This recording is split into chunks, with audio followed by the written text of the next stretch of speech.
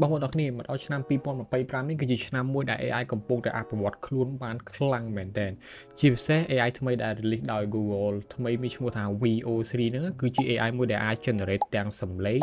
ទាំងរូបភាពហើយចេញមកគឺធម្មជាតិហ្មងគេហៅ native speaking ឥឡូវយើងមកមើលឧទាហរណ៍មួយចំនួនសិនមុនយើងទៅពិភាក្សាគ្នាហេតុអ្វីខ្ញុំជា AI ហេតុអ្វីមិនជាមនុស្សពិតអ្នកនេះឃើញហ៎ហេតុអ្វីខ្ញុំជា AI ហេតុអ្វីមិនមែនខ្ញុំជាមនុស្សពិតអានេះមិនមែនជាមនុស្សអ្នកនិយាយគឺ AI អ្នកគ្នាអ្វីដែល AI generate មកហ្នឹងគឺសំឡេងខ្មែរនិយាយបែបខ្មែរបែបគេថាភាសាក្រៀមណាហើយអ្នកគ្នាមើលរូបភាពមើលទៅ color មើលទៅ background មើលទៅមុខមនុស្សមើលប្រហែលភាគរយដូចអ្នកនេះអាច comment ខាងក្រោមបានឥឡូវយើងមកមើលវីដេអូមួយទៀតសម្ដេចពុកលោកវាយកូនហ្គោលសុតឡបញ្ចូលបកែខ្លាំងណាស់សម្ដេចពុកលោកវាយកូនហ្គោលសុតឡបកែខ្លាំងអូខេមែនតាមតានេះខ្ញុំមិនដឹងថាអ្នកដែលគាត់ generate ចេញពីណាទេប៉ុន្តែតាខ្ញុំដឹងគឺគាត់ធ្វើពីបេតុងដែរមិនមែនធ្វើមកតង់មកទេគាត់ say prop នឹងហើយគាត់ដាក់ចូលហើយគាត់ synchronize មាត់នឹងទៀតអញ្ចឹងមានន័យថាយើងមើលមកខ្វាច់យើងមើលដឹងថាវាជា AI ទេត្រូវទេព្រោះអ្វីដែល AI ប្រើសំឡេងអ្វីដែល AI generate ជារូបភាពគឺចេញមកសង្កត់ថាពិត98ទៅ99%អានេះបើសិនជាអ្នកដែលគាត់អត់ដឹងសោះអត់ស្គាល់ពី AI សោះខ្ញុំជឿថាគាត់នឹងលងជឿហ្មងឥឡូវយើងមកមើលវីដេអូមួយទៀតប្រាក់ខែអាចៅឯងបងធនាគារអត់គ្រប់ផងឃ្លានស៊ីសិតតែទុរេនចៅអើយ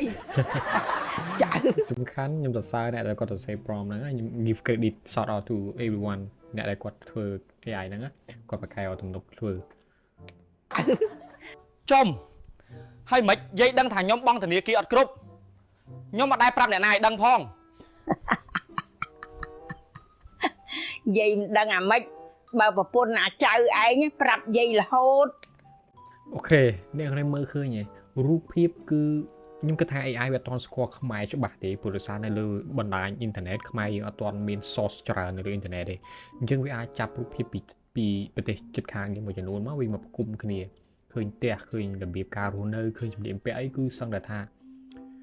វាជាក់ស្ដែងមែនតើហើយទាំងអស់នេះគឺសិតតែជា AI អ្នកធ្វើទាំងអស់មិនមែនមនុស្សគាត់អង្គុយថតយកមកណាអ្នកគ្នាចាប់ច្រឡំ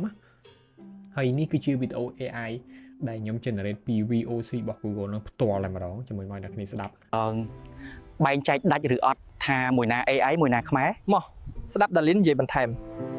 អូខេអញ្ចឹងនេះជា AI ដែលខ្ញុំផលិតខ្លួនឯងផ្ទាល់ហើយខ្ញុំបានសរសេរ prompt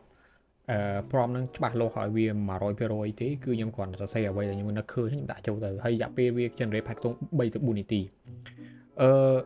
AI នេះបើសិនជាយើងចំណាយពេលសរសេរ prompt ឲ្យត្រូវយើងរៀបវាឲ្យត្រូវគឺចេញមកសឹងតែល្អមែនតើអញ្ចឹងនៅក្នុងដំណាក់កាលនេះ AI វាកំពុងតែអភិវឌ្ឍខ្លួនមកតង់ទៀតហើយដែល2ឆ្នាំមុន3ឆ្នាំមុនដូចអ្នកគ្នាបានឃើញអញ្ចឹងWill Smith គាត់ហូបអាមីហ្នឹងដល់ពេលយើងហូបទៅឃើញដូច AI 100%មកនេះយើងហូបទៅយើងឃើញដឹងមក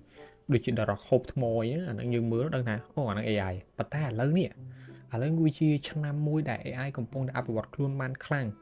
គឺទាំងសំឡេងទាំងរូបភាពទាំង background គឺសង្កត់ថាធ្វើឲ្យយើងនឹងភ័ន្តច្រឡំមកភាំងព្រោះយើងអ្នកចេះមើលអីតែអ្នកចេះមើលគឺទៅហើយក្រៅពីក្រុមហ៊ុន Google ក៏មានក្រុមហ៊ុនផ្សេងទៀតដែលអាច generate ជាវីដេអូបានប៉ុន្តែវាអត់ generate ជាភាសាខ្មែរបានល្អដូច Google VOC ទេតាមខ្ញុំដឹងឥឡូវណាអញ្ចឹងឥឡូវនេះ Google កំពុងតែអភិវឌ្ឍដូចគ្នាពាក់ព័ន្ធមួយ VOC នេះអត់ទាន់ចេញ 100% ផ្លូវការប្រើទេហើយការប្រើក៏អត់ទាន់ free ដែរគឺបង់ជា package ប្រចាំខែប៉ុន្តែឥឡូវហ្នឹង Google បើកឲ្យប្រើ free មួយខែបើសិនជាអ្នកនេះ register ប្រើ trial សិនណាដាក់ credit card ប្រើសិនរបៀបនៃការដែលយើងចូលទៅ register បាក់គ្នា register ចូល Gemini ទៅរួចហើយយើង unlock